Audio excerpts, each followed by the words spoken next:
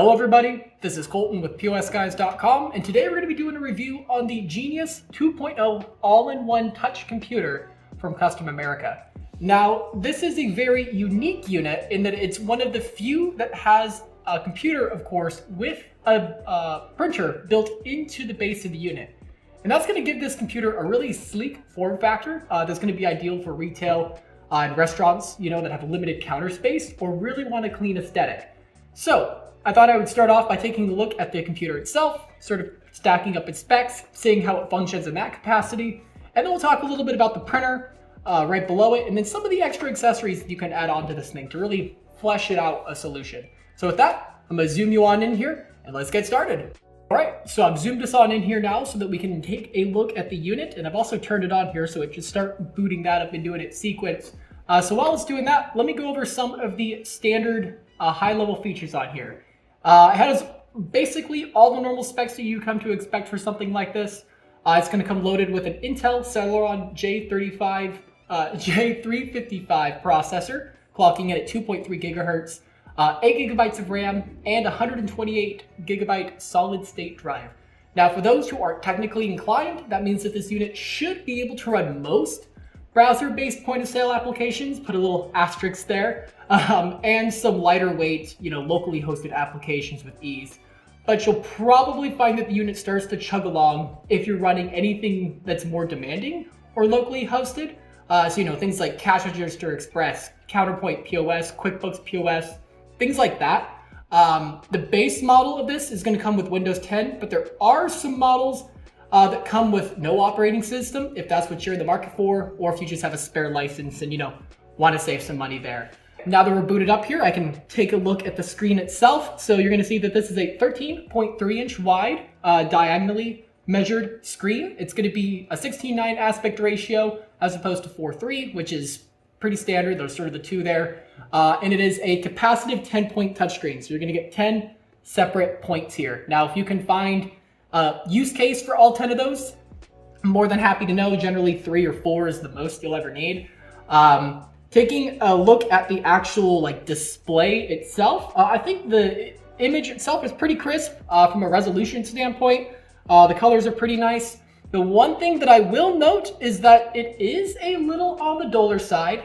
When you take a look at the spec sheet for the unit, it does kind of back it up. It is a little bit on the lower side when it comes to brightness. And one of the things you'll find is that if there's a glare at all, it really washes out the color a little bit. So if you're in a really bright environment, you might have a little trouble with this compared to some other models that are available on the market.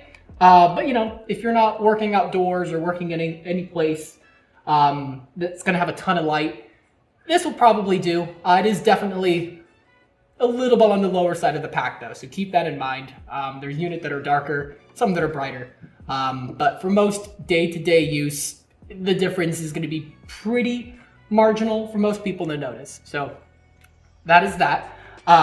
One of the big things that is important for a all-in-one computer like this is going to be stability. If you're tapping the screen pretty hard when it's busy, you don't want the thing to be jiggling around back and forth. It's just not a good look, right? So in that regard, this unit does pretty well. I'm going to pull up the brother to this unit, I guess for lack of a better word, the TP6 right here. This was also made by Custom America. And I think this is a tank of a unit. It's one of the most stable units that I've worked with. And you can tell on this thing, you can move this around a lot. It's not going to move too much. This, similar, it's not going to wobble around a lot. You can hit the sides and it'll bounce back and forth, kind of does its thing. It's actually pretty stable lifting it up here. It's about 10 pounds. So in that regard, it's actually performing pretty well. It does wiggle a little bit more than this. And that's mainly due to how it's constructed with the printer base, and I'll show that in a second. So that's something to keep an eye on. But overall, from a stability standpoint, hi there, it's actually a pretty darn solid unit. One thing that I will mention is the tiltability of the screen. So you're going to be able to get to about there and to about here. So I'll flip it around so you can get a better context there. So it does give you quite a bit of coverage, and I'm a pretty tall guy, and I was able to adjust this pretty well. I have some coworkers who are a little bit on the shorter side, and they were able to fit this pretty well when it was on the counter. So no matter how tall or short your employees are, they should be able to find a nice, a nice comfortable position for the unit on this. Before we take a look below at the printer, I'm going to flip this thing upside down so that you can start to take a look at some of the ports that they have to offer here. And I'll probably adjust the camera here real quick to get you a better look. So bear with me one moment while I do that. Perfect. We are here. So taking a look under here, you'll see that you have the normal array of ports, of course. You're going to have the power cord right here. You're going to have 4 USB ports. Those are USB 3.0. You're going to have an Ethernet port, HDMI, an RS-232 COM port. There is also a built-in Wi-Fi module, which is handy. Of particular note, though, there is no Bluetooth module, which is becoming a little more standard nowadays. So I would have liked to have seen that in this unit, but oh well. I guess you could use a little Bluetooth, a dongle adapter in one of these USB ports and be just fine. So that's definitely something to look at. I will also note that getting access to these is a little bit challenging. They kind of tucked it in back here, and there's like this little hole right here that you can access, and there's the one below it.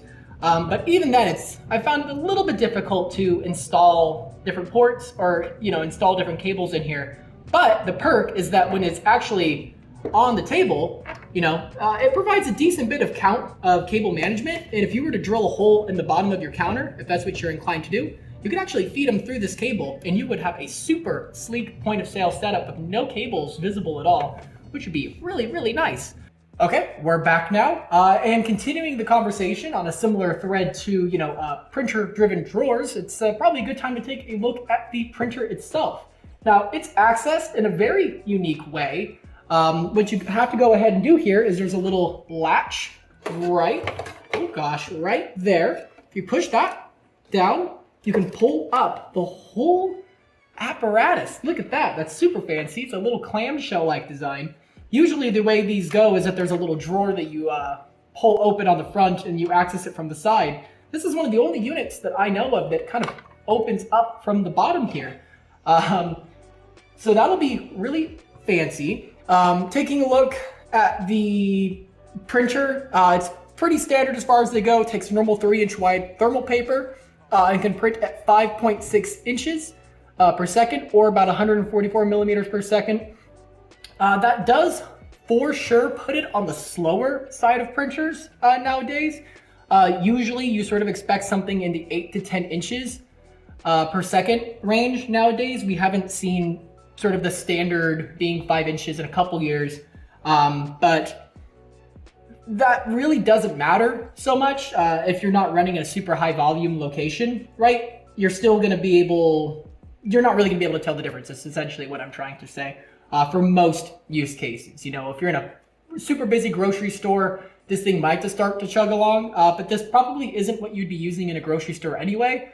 So I wouldn't be too worried about it. One thing that I will sort of comment on with this little latch design, as much as I like it, there have been occasions where I've tried like pulling this up, just trying to pull the screen up as much as possible, and it just did it there. It triggers or it unlatches itself without having to press the button.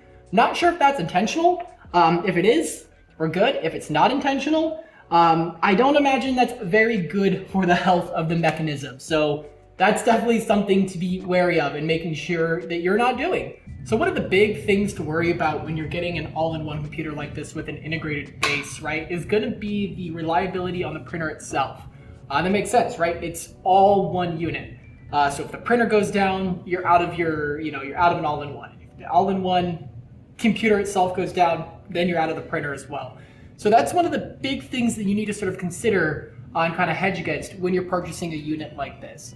I've asked Custom America to provide me with the results of any testing they've done to determine the mean time before failure on this printer, which is essentially how long the average machine can go before breaking. And they told me that while they haven't done any research on like the feeding mechanisms on the printer, they have confirmed that the printhead itself can print to about 31 miles worth of receipt paper over the course of the life before that printhead is going to start to go out.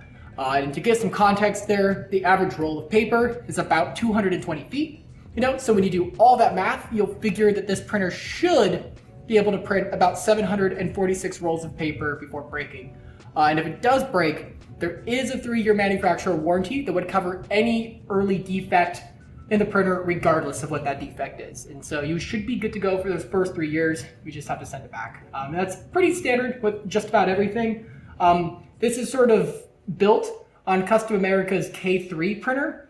There's a lot of the same internal components, according to Custom, and that is a pretty reliable printer. So, definitely always something to worry about. I don't think that you're gonna have to worry about it any more with this unit than you would any other integrated printer model. So just something to keep in mind. That's something that I like to mention anytime I'm talking about these sorts of units to customers is, just keep that in mind.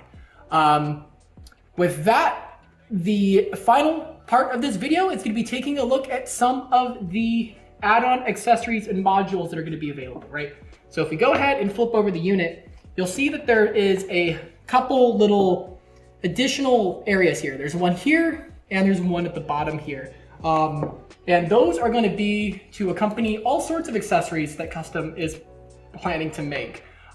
There is going to be a integrated MSR, magnetic strip reader, which will be right here. There's going to be a barcode scanner, an integrated barcode scanner accessory, thumbprint reader. Those are both probably going to be here. They might be here as well, but this is probably where it makes more sense. And the cool thing about those, right, is that you're able to sort of attach those accessories without having to use up, 1, a USB port, and 2, having to run a whole separate USB cable and sort of ruin that nice clean aesthetic that you're going for. So those aren't released yet. I talked with Custom and they told me that they should be being released by early 2023. So if you're watching this anytime afterwards, they might already be here, in which case you are good to go. There is also going to be a rear-facing display accessory, which should mount right here. The only thing I can imagine is that once that gets installed, it's going to be harder to move this up and down. So that's my guess, at least. I'm not sure what it's going to look like. But with that, that's all the points that I wanted to make out of the way.